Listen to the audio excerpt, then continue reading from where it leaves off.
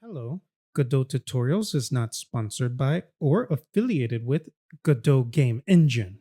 Before we begin, keep in mind my rule for beginners, which is get something done first and then worry about improving it afterwards. To put it simply, just do it, then try harder. Let's go over the first steps to improvement. Before improving your Pong game for your portfolio, in an interview setting, first understand the how and why your game works as it currently stands. How and why does the code work the way it is written? From there, you can seek for improvement on a specific category of your game. Categories include AI, user interface, gameplay, and so forth.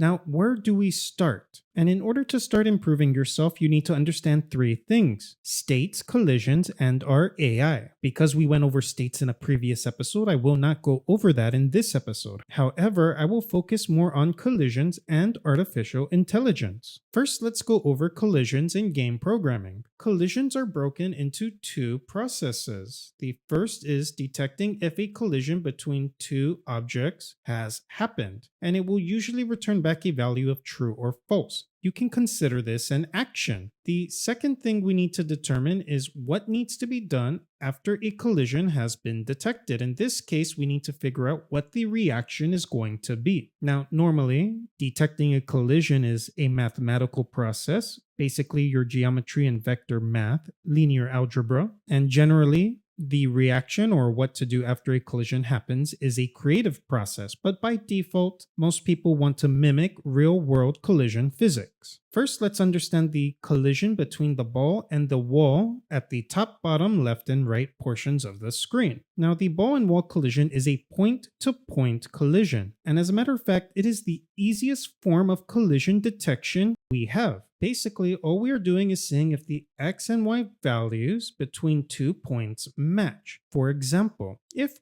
point1.x is equivalent to point2.x, and if point1.y is equivalent to point2.y, then we actually need to do something. Now, this is a point-to-point collision between the x and y coordinate values. However, in our game, we are doing a point-to-point collision detection along a single axis, either the x-axis or the y-axis. So in this case, all we are doing is checking a collision between the y-axis, in this case the ball position.y, along with the value 0, and the ball position.y again, in this case with the screen height. One thing to keep in mind is that we are testing against two collisions at the same time, even though the ball is moving away from one collision point. And on top of that, we are using the equivalent or greater than and the equivalent or less than symbols because when dealing with float values, they are inconsistent when using mathematical operators. Now let's go ahead and take a look at a visual example. As you can see here, we have our ball. However, we are only checking the collision point on top of the ball position.y minus the radius, and ball position.y plus the radius. So we are detecting collision between the upper point of our ball with the top of the screen, and we are checking the collision of the ball's bottom point with the bottom of the screen. So in this case, we have a ball moving up. Our top ball position is at 100 and the top wall is 0. And if our ball doesn't collide with a wall point, change nothing. And as a matter of fact, even though our top ball is equal to 1, because it's not 0, we still do nothing at this point. And it's only when our top ball has the same value as our top wall, which is 0, then we change the direction. And again, the same thing applies when the bottom point of our ball touches the bottom wall's point. Change direction in the opposite direction. However, at this point, we do nothing because our ball point does not touch the bottom wall's point. So in this case, you can see here that our action is a point-to-point collision. In this case, our action is the if statement. However, our reaction is to change the direction of our ball without changing its speed, and to flip a vector value along an axis, negate the value on that axis. In this case, to flip a vector along the y-axis, negate only the y value. So in this case, our vector is pointing down 0, 1. And if we multiply our y value by -1, we get the inverse, which is 0, -1, which points for our current game engine upwards. And you can do the same thing in the opposite direction as well. -1 multiplied by -1 will give you a +1 value. And we can do this in the x-axis as well. If we are pointing in the positive x direction, multiply by -1 to get our vector pointing in the opposite direction. So inversing our vectors can give us the ability of changing direction without changing the speed. Now, the second collision is between the ball and the left and right side of the wall. So there's a lot going on here right now, but we can just remove the noise. And we can see that if our ball position on the x-axis is less than 0, we just simply stop the game. We change the game state. And the same thing on the other side. If ball position.x is greater than or equal to the screen width, we change the game state. So in this case, the action is if the ball touches the screen, and the reaction is to change the game state. Now, I have a visual example up here. You can see that we have a left wall point, which is 0, and a right wall point, which is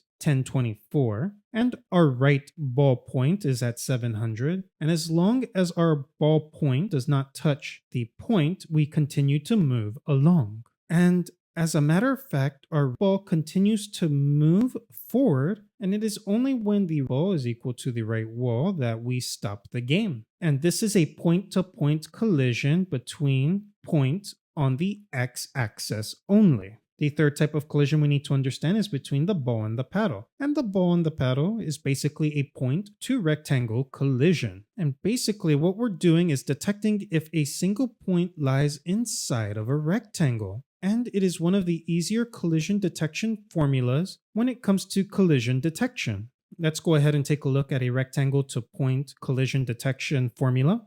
In this case, first we need to decide what our rectangle's leftmost position is, and that is basically our rectangle's position along the x-axis. And in our game engine, that is the top left. Then to calculate the rectangle's right position, we need to figure out where our rectangle's starting position on the x-axis is, and then add the rectangle's size along the x-axis. And so in this case, you can see that it's rectangle left plus the rectangle size on that x-axis. And we do the same thing for the rectangle top and bottom as well. In this case, rectangle top is just our rectangle starting position on the y-axis, and rectangle bottom is the starting position on the y-axis plus the rectangle size along that y-axis. And if this looks familiar, that is because in the game engine we are using, to create our rectangle, we need to pass in two vectors. The first vector is the position, and the second vector is the size of our rectangle. Once we figured out the area of our rectangle and its positional value, we can actually create our formula for detecting collision between a point and a specific rectangle quite easily. Now, this is our point here. It's this blue circle inside of our pink rectangle. And in this case, if our point x position is greater than or equal to our rectangle's left value, and if that same point x position is less than or equal to the rectangle's right position, and if that point's y value is greater than or equal to our rectangle's top position, and if that same point's y value is less than or equal to our rectangle's bottom position, then our point is in fact colliding or inside of our rectangle. And if that is the case, we need to do something, else do nothing. And in most cases, you want to again return back a Boolean value of true or false. Now let's go ahead and take a look at our current collision formula. In this case, you can see we're looking at the ball position's x value, in this case our point, and we are comparing it to the player's position.x, which is our paddle, and we are comparing our ball position's x value, which again is our point, and we're comparing that to our rectangle's not only the starting position on the x-axis, but we're also checking the size on that x-axis. So as you can see here, this is our first check between the x values. We're also doing the same thing down here, albeit a little messy. And in this case, we're taking the ball position's y value, testing it against the starting position of our player paddle, and we're testing that same point position for our ball and comparing that to the player's position plus the size. However, you'll notice here that our paddle divide is a value comparing the values over here. And in this case, what we're saying is that our variable paddle divide is basically the paddle size divided by 3. And you can see that our code is starting to get a little messy. Basically, what we're doing is we're taking that paddle value and then we're multiplying by 2 and 3 based on if our first if statement fails. And so we do have a collision detection between rectangles. However, we are checking between 3 different rectangles. The first rectangle is being checked here. The second rectangle is being checked in our second else if statement. And our third rectangle is being checked in our last else if statement. And so you can see here that our code is a little messy, but that's okay because at least we are understanding our code for now. Next, let's understand the current state of our AI. Now, in this case, we've implemented a simple chasing AI, which is called chasing and evading. Chasing and evading has 2 parts. First, we need to initiate the chase, then we need to create the effect of that chase. So in this case, we use the simple technique of updating our AI Pong paddle's center coordinate value and have it chase our ball's Y coordinate value if the ball moves out of range of our AI paddle's center by 20 pixels. In this case, that 20 pixel comes from these 10 values here, and the comparison of our center value comes from the AI position.y value plus the paddle size.y divided by 2, which gives us our center. And so in this case, what we're saying is that from the center, go down by 10, and from the center, go up by 10. And so we have this dead zone of 20 pixels in the center where our paddle will not move if our ball in the Y position has those values. And so to visualize this, again, our if statement is our initiation phase. And what is inside the if statement, basically our AI position moving, is the effect. And in this case, we are moving at 250 pixels a second. And so in this case, we have our ball here. And if our ball's center position on the Y value is outside the dead zone, or in this case above the dead zone, then our paddle will chase upwards. However, if our ball position on the Y-axis is below the dead zone, then we go ahead and chase downward. And if our ball position is inside the dead zone, then our paddle does not move. So basically, what you need to learn to improve your understanding of collision detection is basically understanding, or in this case, learning linear algebra, more specifically, vector math. And again, vector math helps when dealing with collisions and the reaction to those collisions if you want physics-like reaction. Now, what else should you do to improve? Well, besides understanding what you've written or copied and pasted, it really depends on the goal of what you're trying to do. For example, if you're making a game for your kids, young children, or even older children, I'm sure 99% of the time they don't really care what's going on underneath the game. Another scenario is if you're making a game to sell and most players don't care the code you've written, they just want to know if the game is fun. However, if you are making a game for a portfolio, your interviewer may look at your code, may ask you questions on game design and game programming, and from there, the inner workings of your game starts to matter. So let's look at what an interviewer is looking for in the realm of game programming, at least. And it really depends on the company. If you're going to big companies like Ubisoft or EA, larger companies are looking for specialization. However, if you're getting an interview at an indie studio, basically anything under 10 employees, they are most likely looking for a jack of all trades. Generally speaking, if we're trying to cover everything between big companies and small studios, then you need to focus on 3 things: game design, communication, and programming. And the bigger the company, the more they're looking for specialization between programming or game design. Now again, remember your goal, which is showing your code off at an interview. And so you must showcase 3 things: your level of programming, basically math and problem solving skills, and code readability. Next is your ability to communicate and attitude with stress. And lastly is your level of understanding on game design. However, if you're going for a job in programming, this will be either the basics or irrelevant.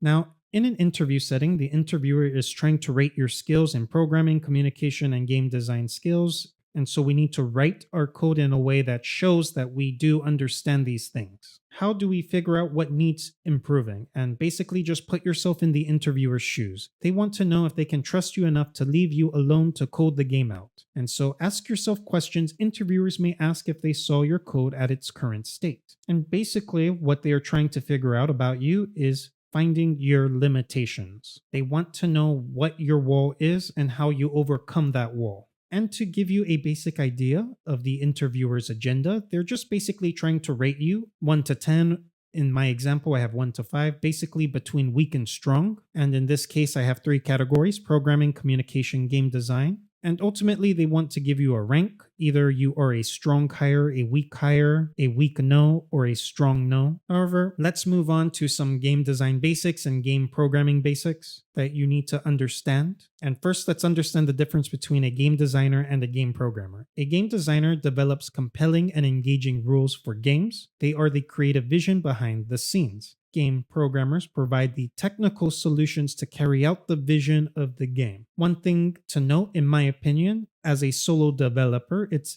good to understand both. They complement each other, they help each other out.